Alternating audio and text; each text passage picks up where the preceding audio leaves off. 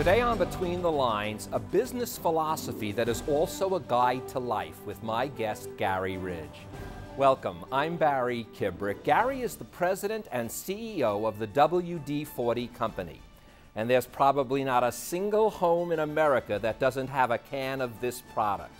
Now, along with his co-author, business guru Ken Blanchard, Garry has written Helping People Win at Work, with a philosophy not aimed at just improving the bottom line of a business, but helping people succeed in all walks of life. I'm a writer today because I was a reader when I was 11 years old, and it was... You do not need to prove your state of happiness to anybody.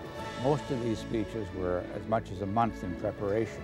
Characters, the heroes in this book, are seekers of truth in a story that involves a lot of corruption. I don't get a chance to really talk about what's real, and this is the first thing to do. Garry, welcome to Between the Lines. It is a pleasure to have you on the show. G'day, Barry. It's just great to be with you. Thank you. Listen, I want to begin. This is the first in a series of books with literally one of the great business gurus, Ken Blanchard, and he chose you to start the series. And I thought anytime in fact, you have a theory too about first and last. I'll go over that when we get to it. But when you're the first in this series, he saw something very special in how you were operating the company WD-40.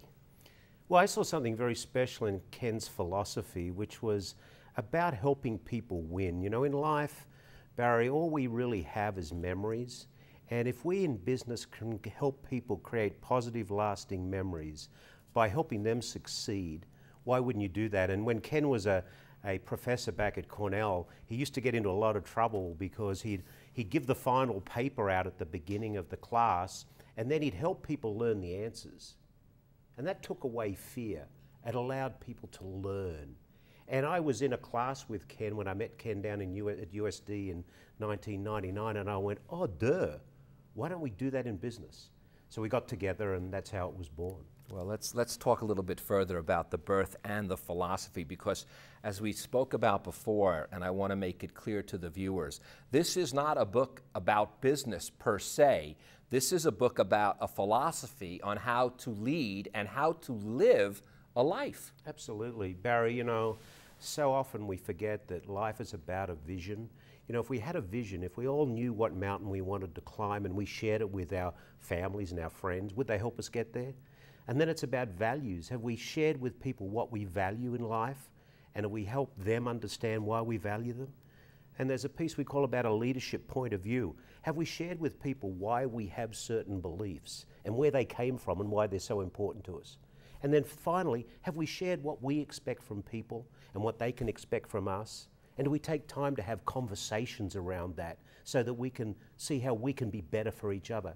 You know, I love the saying, I'll lend you my eyes, you lend me yours, and let's see what we both can see. Well, that's what first attracted me, was before I even read the book. You signed my book. It's all about the people.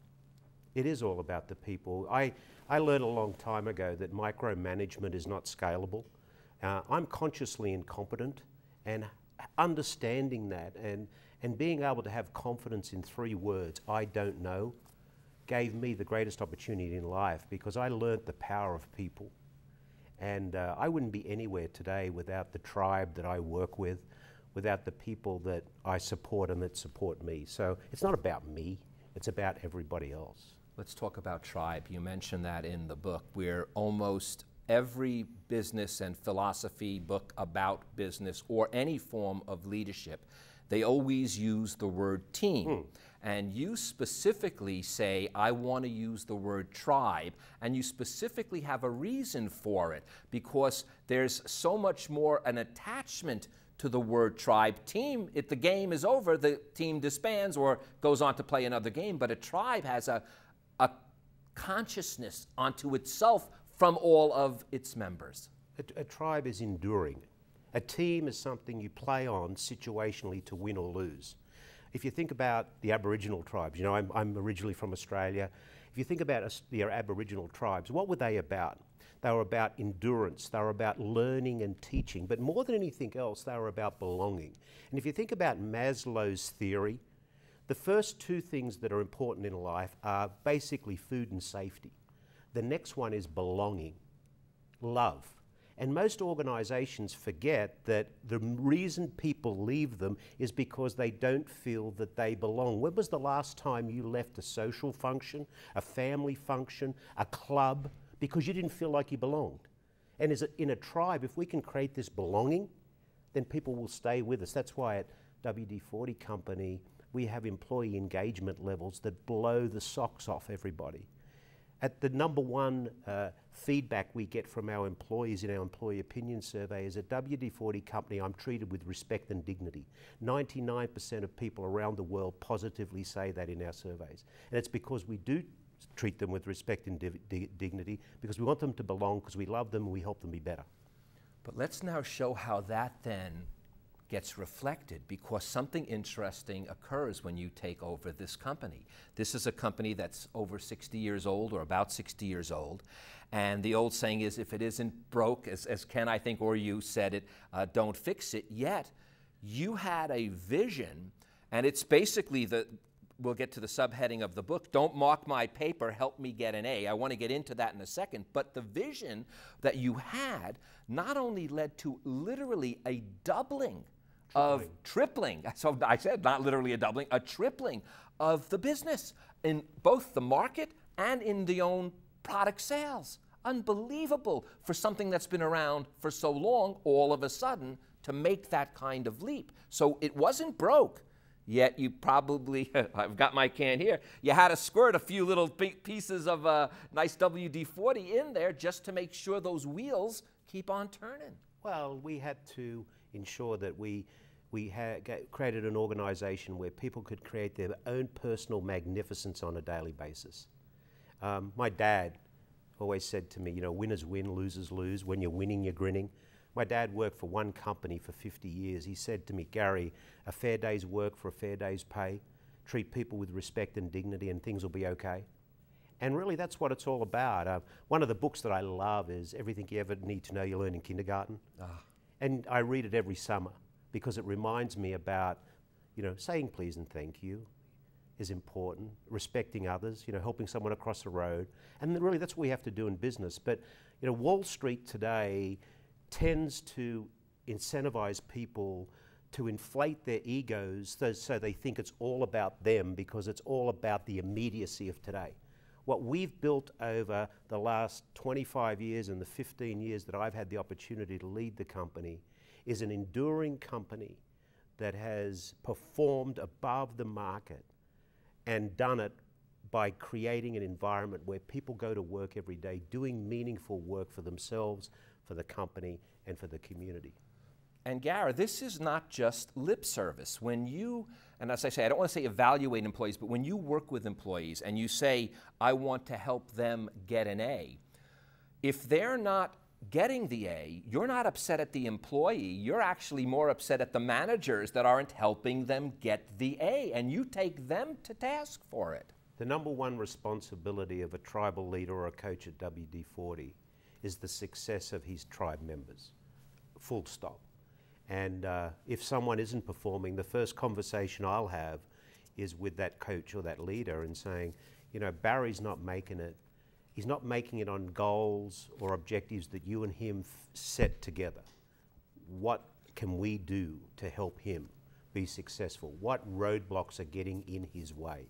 And Barry, to be honest with you, the majority of the time we are creating the roadblocks and we don't know. But if we don't have that conversation with the tribe member, they'll never tell us, and eventually we'll believe it's them that's failing and it's not. Well, you know, this philosophy, as I mentioned before, it should be incorporated in every school. It should be, in fact, just as Ken Blanchard did, he said, I'm giving you the final now, so you know what you need to know. That, I can't believe it's taken us that long to figure it out. It's kind of hors d'oeuvre, but, you know, the biggest disabler we have in life is fear. Fear is paralyzing to us. You know, when you think of a rabbit in the middle of the road with lights coming at them, what does the rabbit do? It's so scared it stops. And what happens? It gets hit by the car. So fear is the greatest disabler we have. If we can take the fear of failure out of the situation and give that failure the success factor, then don't you think people would be more successful?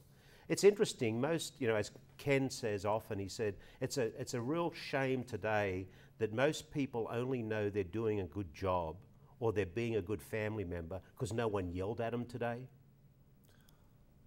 How sad is that?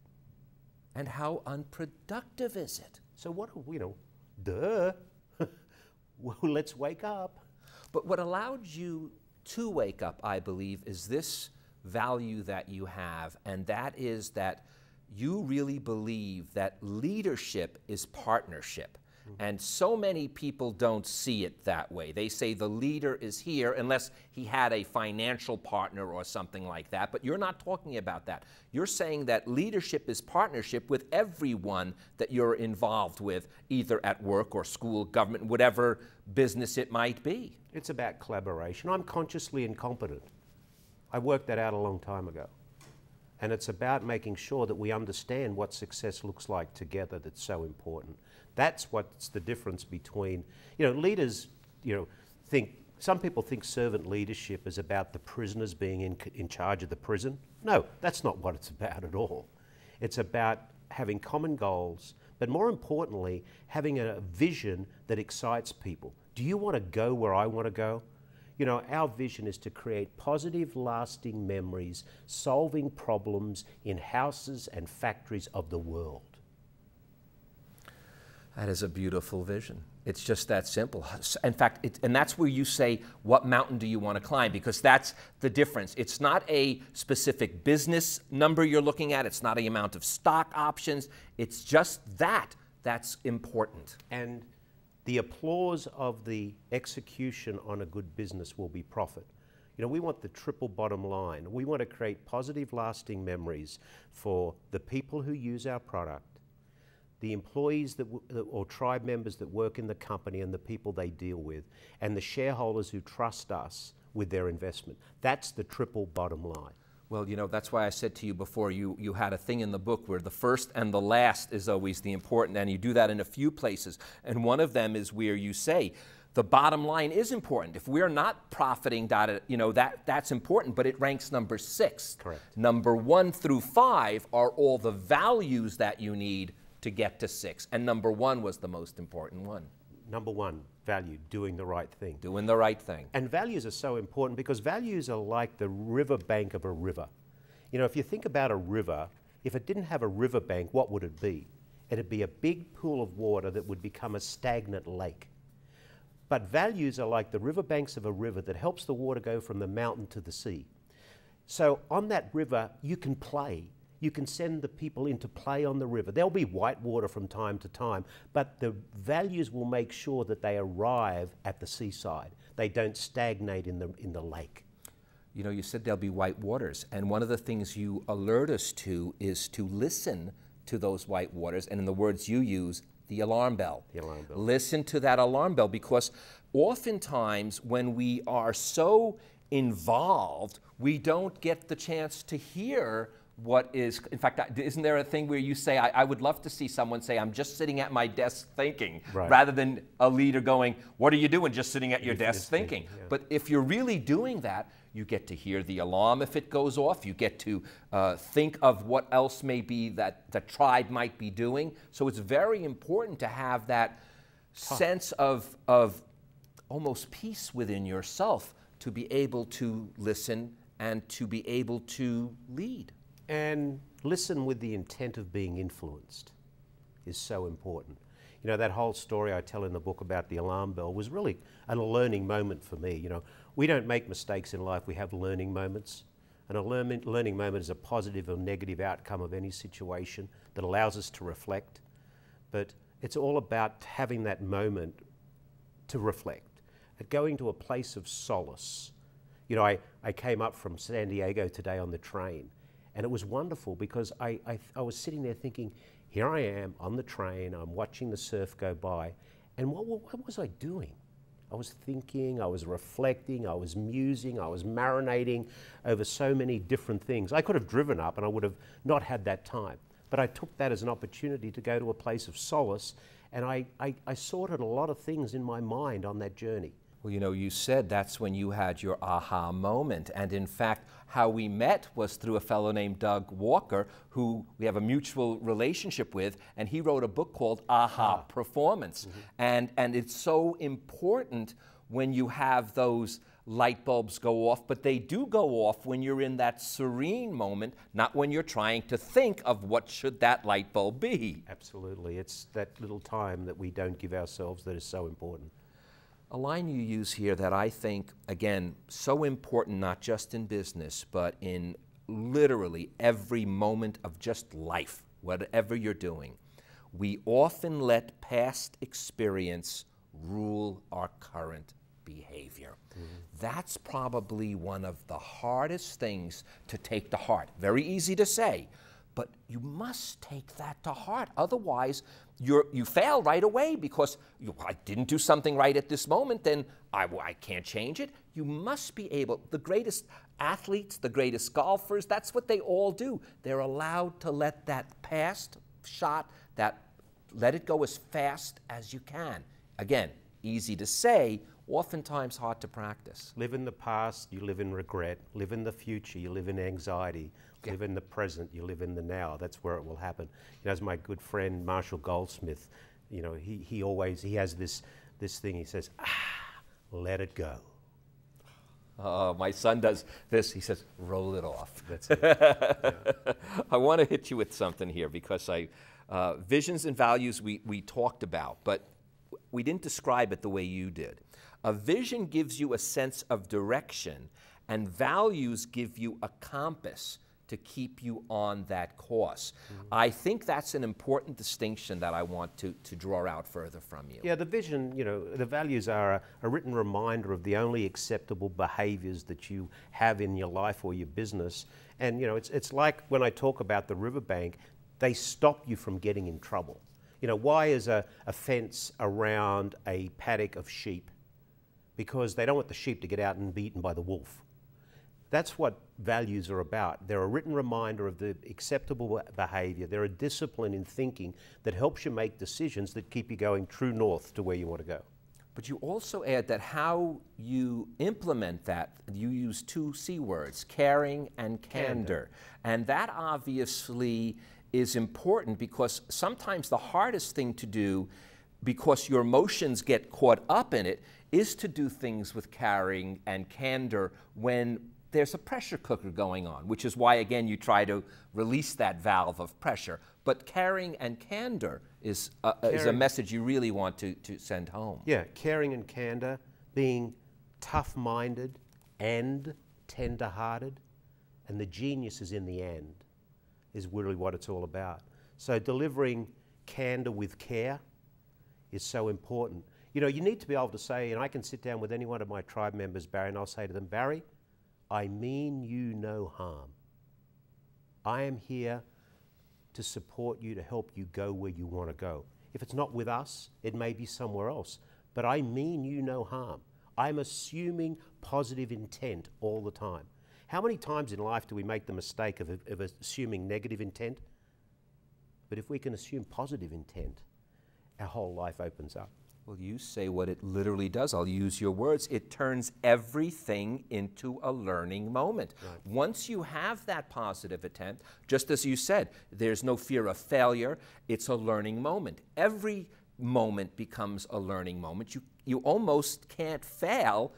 As you said before, that's how you get back to that bottom line, because all the values are in line, all the vision is in line, and if you look at it that way, which you only have one way to go. Right, but it's not all kumbaya either. This is a tough world we're in, you know, and at times people don't fit and people do move on. So we want to create an environment also when that happens that that they can go on to do something that's different for them. You know, WD-40 is a great place to work, but it's not for everybody. You know, not everybody has to be everybody's best friend, but it's a matter of helping people realize where they want to go next. I told you before that you did a few things, and this leads me right up to it. Meaningful work. And again, you have a list, but like before, I'm going to only concentrate on the first and last. First, Meaningful work. It is conducted in a manner that is good and proper in all aspects. And then the last one, it fuels passion. And I wrote this down. You put it with an exclamation mark. So it was a list that didn't even need punctuation, but you put that with an exclamation mark. So between the conduct of good and proper work and the fueling of passion is the meaningful work. Is the meaningful work. Meaningful work meaning that, you know, I'm doing something that's good for me, good for my company, good for my community, good for me, for the soul, helps me learn. And that's so important. People want to do meaningful work. People want to be appreciated. People want to be loved. They want to feel like they belong. You say this too. A common theme of this show is persistence. I am a firm believer that without persistence, in any position you have again, it's impossible to make the goals that you vision and the values you have. And I think this is the reason why, and I'm going to use your words to describe it, and why it's important that we all do have persistence is because we all have something significant yet to do. So many people forget about the significance of their life. They think they're just one little individual cog, but every individual has something significant that they must do. And you must never forget that. You must never forget that you have something significant yet to do. I don't know for how long now the tie-line on my emails have said, believe in yourself, never give up, take one day at a time, and remember, we all have something significant yet to do.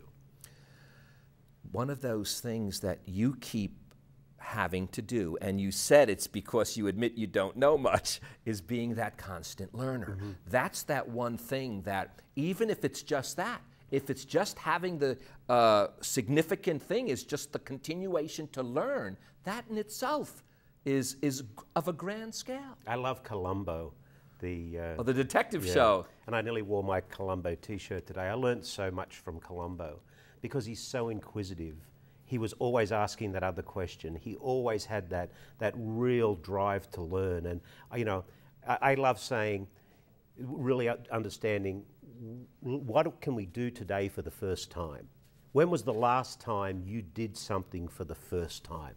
And I guarantee that today you did something for the first time. And if you take a moment to reflect on that, your day will become a much more enriched day, remembering that you're going to do something. Today I met you for the first time. And I you, Garry, what a pleasure, by the way. Pleasure. You know, you said before servant leadership. I want to hit on that because we mentioned it, but I want to really make it clear because I think that's so important. Servant leadership, and you say this, with an edge. I liked that term because you have to serve first and lead second. Most leaders do not follow that prescription. No, and that's really where that piece comes in about being tough-minded and tender-hearted. And the genius is in the and. Your servant leadership is not just about serving, it's about creating an environment where what is clear, and then helping people get on with it. So that's what's really important. You need to be a great servant leader, as I said earlier, it's not about the prisoners who are in charge of the prison. You know, you have to make a safe environment for people to do great things, which is so important. And for them to do great things, you use these words. Competence has to do with skill, but commitment has to do with attitude. Correct. Those two must go hand in hand too, because especially if you're working as a tribe, when you think about it, if you're working as a team, I've seen some hot shots get away without that. But when you're a tribe, you must have both the commitment and the skill, the competence, and that attitude, because without that, you're letting your people down. Even if you're the person who's not at top, you're letting your people down. And that's why the culture of an organization is so important. You have to, these things don't just happen. A great garden grows great fruit or great vegetables. Our job is to create a culture that's a rich soil where it allows people to have that competence, have that confidence, to create passion, to do all these things. And we as leaders have to water it and fertilize it and help it grow. And sometimes we have to pull out the weeds because we don't want them to eat the great plants. But that's okay, because we're about the health of the total garden. We're not here about the health of one plant. Garry, on that note, our time is up, and I want to end with your words. Effective leaders have a clear, teachable leadership point of view and are willing, as you said before, to share it with and teach it to others. Thank you, Garry, for sharing your leadership skills with us today. It's been a pleasure. It's been a pleasure. Thank you, Garry. And thank you guys for joining us. Now, before Garry leaves, I would like to leave you with these few more words from helping people win at work. In short, the well-being and personal growth of the people you're leading are as important, if not more so, as the goals you seek to achieve. I'm Barry Kibrick. Between all your goals and achievements, remember, as Garry wrote in my own book, it's all about the people. Thank you, sir. If you'd like to get in touch with us, want a DVD or transcript of our show, catch an episode online, or receive our weekly updates, go to www.klcs.org/BTL.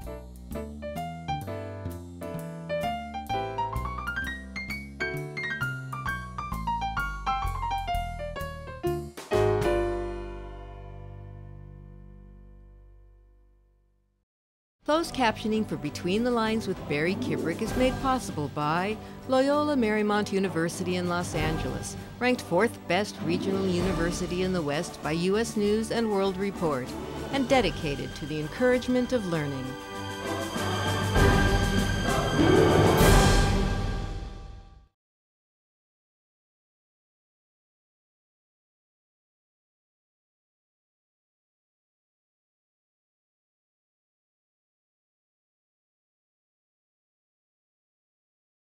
If we can take the fear of failure out of the situation and give that failure the success factor, then don't you think people would be more successful? On this episode of Between the Lines, a business philosophy that is also a guide to life with my guest, Garry Ridge. His book, Helping People Win at Work, shares an idea not aimed at just helping business, but giving people the tools to succeed in all walks of life.